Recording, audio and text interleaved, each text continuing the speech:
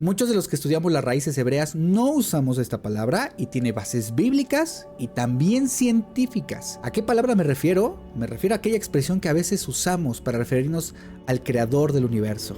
Y es la palabra Dios. Pero entonces, si no le dices así, ¿por qué no le dices así y cómo lo dices? Estas preguntas las vamos a contestar en este video. Pero antes de continuar, quiero recordarte que nos ayudas mucho dándole like, compartir, suscribiéndote y activando la campanita para que recibas notificaciones de nuestro canal. Quiero aclararte que este tema ya se habló en una transmisión en vivo, pero solo está subido de esta manera, en este formato, para que sea más corto, más directo. Así que comencemos. En este video pretendo contestarte 4 preguntas. Si no le dices Dios, entonces ¿cómo le dices? 2. ¿Cómo se dio a conocer Él con nosotros? 3. ¿Cómo nos lo dio a conocer la gente a nosotros? Y 4. Entonces, ¿cómo debo decirle? Contestando la primera pregunta, lo cual también nos va a ayudar muchísimo en futuros videos, la expresión que usamos o que muchos de nosotros usamos para referirnos al Eterno es Adoshem. Adoshem es un término hebreo que nace de 2 palabras más. Una, que es cuando nos referimos al nombre sacrosanto, pero en lugar de decirlo, porque no tiene pronunciación en realidad, no hay forma de que nosotros lo podamos decir, utilizamos la expresión como en el versículo del Salmo 23, Adonai es mi pastor. El término Adonai es una forma de sustituir la pronunciación de las 4 letras que no sabemos cómo se pronuncia, insisto, mientras que el otro término, Shem, simple y sencillamente significa nombre. Así que la fusión de estas 2 palabras, que es Adoshem, es una forma de expresarnos a él de manera respetuosa en la vida cotidiana. O sea, de manera cotidiana nosotros podemos decir gracias a Adoshem, me fue bien, fíjate que tengo este asunto, pero bendito Adoshem me va a ayudar, etc. Con todo y eso se tiene que seguir usando de forma respetuosa siempre. La siguiente pregunta es ¿cómo Él se ha dado a conocer con nosotros? Aquí te voy a mostrar algunos de los atributos, expresiones o nombres con las que el Eterno se ha dado a conocer con nosotros. Seguramente habrás escuchado que Él tiene 72 nombres. A mí me gusta más entenderlo con que son 72 atributos, porque por ejemplo, yo soy morenito, pero mi nombre no es morenito. Tengo el cabello quebrado, pero mi nombre no es cabello quebrado. O si tuviera el cabello chino, mi nombre no sería chino. Es un atributo. Bueno, el Eterno también tiene atributos. Te voy a dejar los versículos de donde lo puedes encontrar. Yo sugiero muchísimo que tú vayas a corroborar que yo no me haya equivocado. E independientemente que te diga esta información un pastor, un sacerdote, un rabino, quien sea, tú siempre tienes que ir a corroborar que esto es verdad y que no te estoy inventando nada. En Éxodo 3:14, Él se da a conocer con el nombre de las 4 letras, Yud, Ei, Vav y la letra Ei otra vez. Como te decía, esta expresión no la leemos y usamos o sustituimos por el vocablo hebreo Adonai, como en Salmo 23, Adonai es mi pastor. También se ha dado a conocer como El Shaddai en Génesis 17:1, en Génesis 35:11 y en Éxodo 6:3, donde en este último versículo incluso le explica a Moshe que a Abraham, a Isaac y a Jacob se le había dado a conocer como El Shaddai, el Todopoderoso, y es ahí cuando él revela su nombre sacrosanto inefable. El Elión, en Génesis 14, 18 y 20 a 20, dice: entonces Melquisedec, rey de Shalem y Cohen del Elohim Altísimo, sacó pan y vino.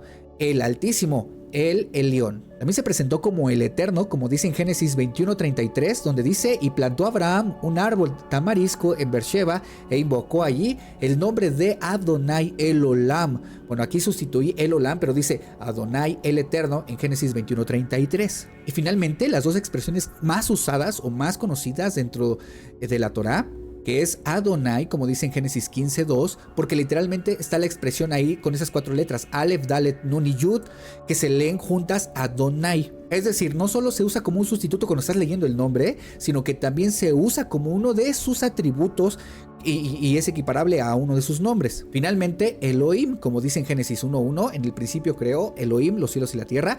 Bereshit bara Elohim et hashamayim vet haaretz. Para contestar la tercera pregunta tenemos que recurrir a la ciencia, la etimología. La etimología permite comprender el origen y significado cierto de las palabras, lo que nos ayuda a ampliar nuestro vocabulario, a usar correctamente los sinónimos y a mejorar nuestra ortografía.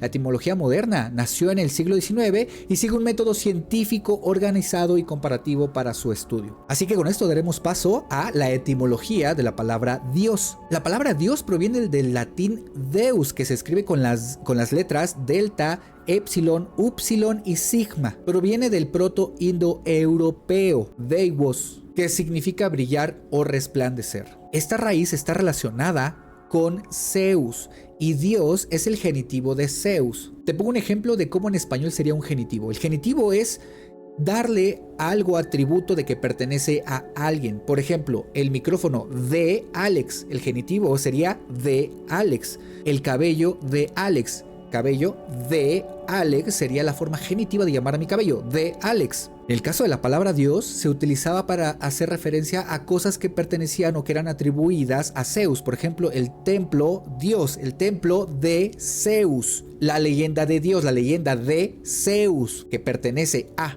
Mientras que Dios se escribe con las letras delta, iota, omicron y sigma. Bueno, pero si en español usamos la palabra Dios, ¿habrá sucedido lo mismo con otros idiomas? Es decir, ¿cómo le dicen a Dios en otros países, en otras lenguas? Me planteé esta pregunta y me puse a investigar cómo dice Génesis 1:1 en el idioma de otros países. Extraje en su idioma original cómo dice, la fonética de cómo nosotros podemos pronunciarlo y después la traducción, pero sin tocar el nombre que le ponen a la divinidad según esta lengua o el país. Por ejemplo, en chino puedes ver que en la primera parte está cómo se escriben las letras en chino, el Génesis 1:1. Después, ¿cómo lo pronunciaríamos nosotros? Yo no sé pronunciar chino, pero sería algo así como Qichu Shen. En el principio, Shen creó los cielos y la tierra. Si te suena la palabra Shen, es porque posiblemente tienes una edad similar a la mía y veías un anime en el Canal 5 cuando eras chico aquí en México y aparecía un dragón que salía de unas esferas y le llamaban Shenlong. Pues efectivamente, Shen proviene del vocablo Dios en chino. Pero me preguntarás, ¿pero qué no los animes también o no son japoneses? Bueno, yo no sé mucho de eso, pero en japonés dice Hajime ni Kami. En el principio, Kami creó los cielos y la tierra. Volviendo a este ejemplo simple y sencillo de este anime, ¿te suena un Kami-sama? Pues viene de tomar la referencia de Dios Kami. Mientras que en árabe dice, en el principio Allah creó los cielos y la tierra. En inglés dicen, in the beginning God created the heavens and the earth.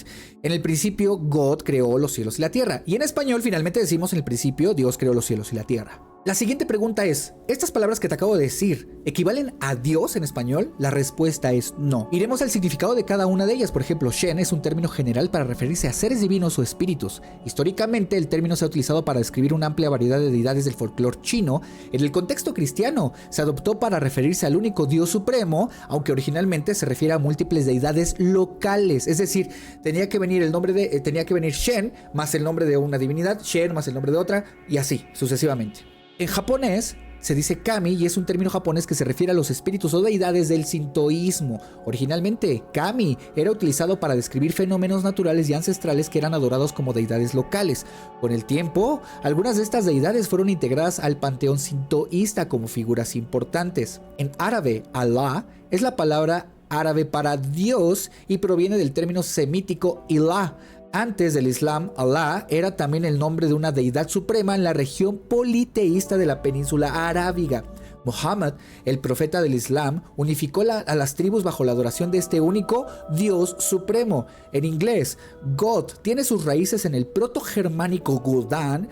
Los pueblos germánicos antiguos tenían múltiples dioses, pero con la llegada del cristianismo, el término se consolidó para referirse a la deidad monoteísta del cristianismo. Dios deriva del Deus, como ya lo habíamos visto. En la antigua Roma, Deus se utilizaba para referirse a los dioses del panteón romano que tenían sus propias equivalentes locales antes de ser incorporados bajo nombres romanos. Con la expansión del cristianismo, Deus se adoptó para referirse al Dios monoteísta. Bueno, entonces, ¿cómo le tengo que decir? Si cada uno de estos que te acabo de decir son deidades locales que se usaron para sustituir, es más, ni sustituir, dijeron, le voy a cambiar el significado a tu palabra, ya no significa que la vas a usar para tu Dios local, sino lo vas a usar para el único Dios supremo.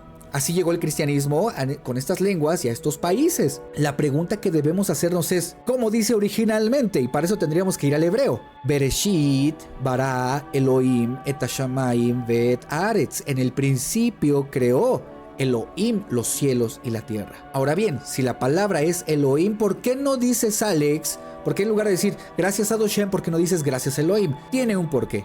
Primero que nada, esta palabra no puede utilizarse así como así cotidianamente. Punto número 1. Está escrito en plural. Es una forma plural del hebreo, lo que ha llevado a muchas discusiones sobre su significado. Es decir, no es que no signifique o referencia a él, sino más bien que tiene muchos más usos. Aunque es plural en forma, cuando se refiere a Adoshem de Israel, en la Biblia generalmente se utiliza con verbos y adjetivos en singular, lo que indica que se trata de una pluralidad de majestad o una forma intensiva para resaltar la grandeza del poder de Adoshem.